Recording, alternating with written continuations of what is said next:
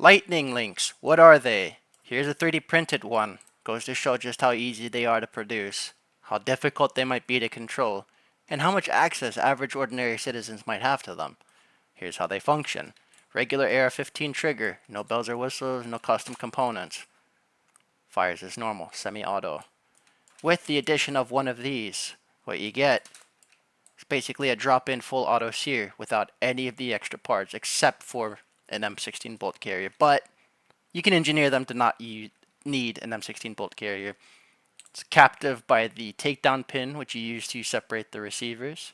Sits on the shelf of the receiver. They have high and low versions. So yeah, good luck controlling them, and this should be evidence that the law doesn't work, and we're going to change it so that nobody's rights are infringed. The Second Amendment is upheld, and instead of going after innocent people, we go after the people who matter.